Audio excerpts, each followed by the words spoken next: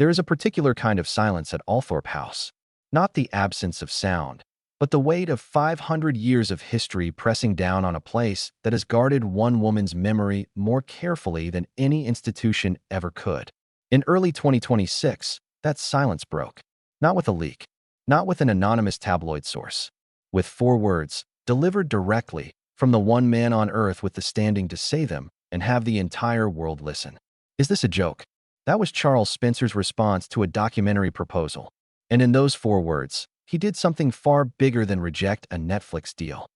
He drew a line between honoring his sister's memory and exploiting it, and he made unmistakably clear which side of that line the Sussex brand had landed on.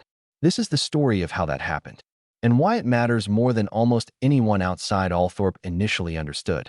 To understand the weight of Charles Spencer's rejection, you first need to understand what kind of guardian he actually is. He is not a minor royal relative sitting quietly at the edges of the family tree. He is the keeper of something the institution itself does not control. While Buckingham Palace manages the official, sanctioned version of Diana, the titles, the public duties, the approved historical record, Charles Spencer guards something else entirely. He guards his sister, the actual woman, not the symbol. This role was not assigned to him.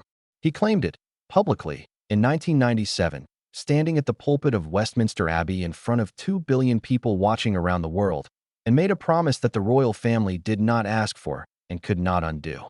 He said the Spencer family would ensure Diana's sons were raised with soul and sensitivity rather than the cold rigidity of the institution that had, in his telling, failed her. He backed that promise immediately. Diana was not buried in a royal vault. She rests on a private island at Althorp, on land the Spencer family has held for 5 centuries, accessible only at Charles's discretion. He decides who reaches that island. And by extension, he has spent nearly 30 years deciding who gets to tell the story of the woman who rests there. For most of that time, he exercised that authority quietly, rarely intervening, watching from a distance. Something changed in early 2026. By that point, the Sussex media operation was under real strain. The Spotify partnership had collapsed in 2023, reportedly amid executive frustration that grew sharp enough to leak.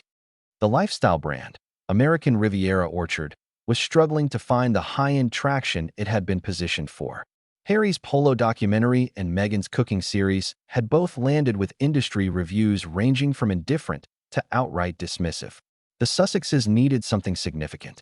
Something that would justify the scale of their Netflix deal and remind audiences why their brand still mattered. The proposal that emerged centered on the 30th anniversary of Diana's death in 2027. Not a conventional historical documentary, but something more ambitious in its framing. The concept reportedly aimed to draw a direct line between what Diana faced in the 1990s and what Meghan has described facing today, positioning Meghan not simply as a member of the family Diana married into, but as a contemporary continuation of Diana's fight against the same institutional forces. It was an ambitious pitch, and it had one critical dependency. It needed Charles Spencer. Specifically, it needed Althorp as a filming location. It needed access to private family archives. According to those familiar with the proposal, it sought access to Diana's personal handwritten diaries and unreleased home footage, material that has never been shown publicly and that only the Spencer family controls. Without that participation, the project would have been just another retelling. With it, the production would have carried something no previous Diana documentary had ever had, the implicit endorsement of Diana's own blood family for the comparison being drawn. When the proposal reached Charles Spencer, he read it carefully. And when he reached the section outlining Meghan's role as the spiritual through line of the series, his response was immediate and unambiguous. Is this a joke? For words. And with them, the entire architecture of the project collapsed. Without Althorp, without the archives, without Charles Spencer's name attached, Netflix was left holding a concept with no access to the one thing that would have made it genuinely distinctive. This rejection did not emerge from nowhere. It was the product of years of quiet observation. Royal commentators have used a specific phrase to describe what Charles Spencer is believed to have been watching unfold since 2018, a pattern they call Diana Echo. It started with jewelry. The aquamarine ring worn at the wedding reception in 2018. Then the butterfly earrings. The Cartier tank watch. The gold bracelets. Each piece carefully chosen. Each appearance carefully timed to be photographed. it extended into narrative structure. The 2021 Oprah interview shared an architecture with Diana's own 1995 Panorama interview that was difficult for anyone familiar with both to miss. The soft lighting, the intimate setting, the recurring theme of a woman dismissed and silenced by an uncaring institution. For Charles Spencer, watching from Althorp, the pattern carried a specific and personal weight, because he understood, better than almost anyone alive, exactly how that earlier interview had come to exist. The Panorama broadcast was later found to have been obtained through forged documents and deliberate psychological manipulation of a woman who was genuinely vulnerable at the time. Charles was the one who had introduced Diana to the journalist responsible. He has carried that fact for 30 years. So when a new media project arrived built on a similar emotional architecture, framed around similar themes of institutional persecution, Charles Spencer did not see homage. He saw a structure he recognized from the worst chapter of his sister's life being repurposed as content. The consequences of his rejection extend well beyond one canceled production. For Harry, the decision lands with particular weight. The Spencer family has always represented something distinct from the Windsor institution, a connection to his mother that exists outside palace politics entirely. By allowing a media venture to lean this heavily on her story, Harry put himself in direct tension with the very relatives who stood at her funeral and promised to protect him. There are also signs that Charles Spencer is not acting in isolation. Sources familiar with the dynamics between the Spencer and Windsor families describe ongoing private communication between Charles and Prince William, who has reportedly expressed long-standing frustration about the commercialization of his mother's image. Whether coordinated explicitly or simply aligned in conviction, the result is the same. William, constrained by his constitutional position from publicly criticizing his brother's media ventures, now has an ally whose intervention carries no institutional baggage. When a palace blocks something, it looks like censorship. When Diana's own brother blocks it, it looks like family loyalty. In the commercial world, the consequences are already visible. Industry analysts describe the rejection as a serious credibility blow precisely because authenticity has always been the core asset underpinning the Sussex brand.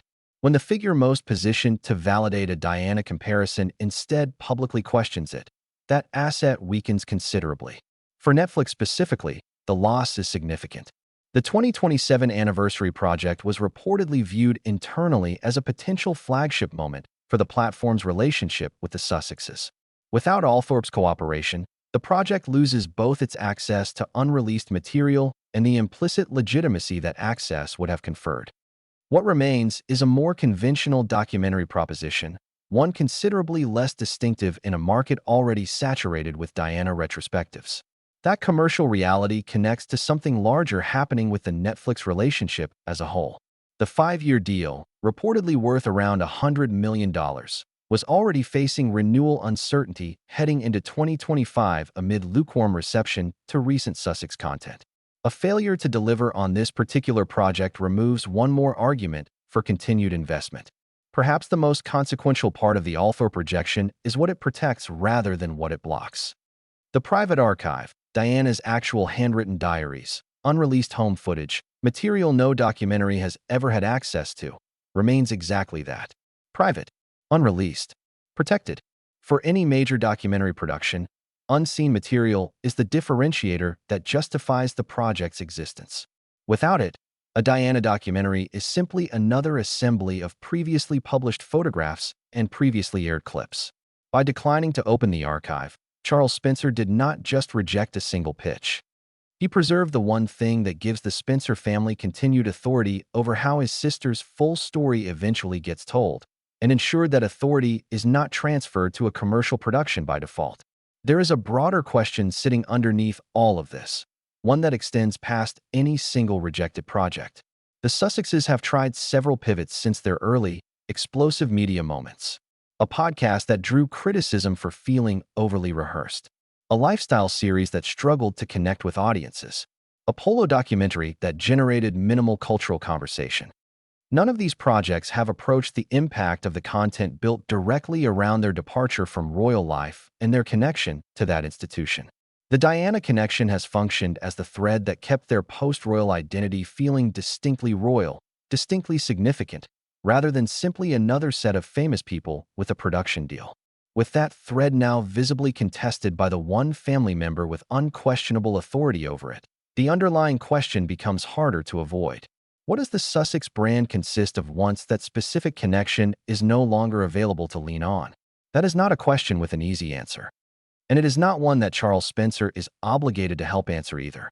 What he has made clear, through 4 words and a closed gate, is where he stands. Althorp will remain a place where his sister's actual story is protected rather than packaged. Some access, he has demonstrated, is simply not for sale, regardless of who is asking or what platform is offering to pay for it. That is all for today here at Royal Report Daily. If you want to stay ahead of every development in this story as it continues to unfold, subscribe to the channel and turn on your notifications. We bring you the documented developments, not the speculation. The royal world never stops moving, and neither do we.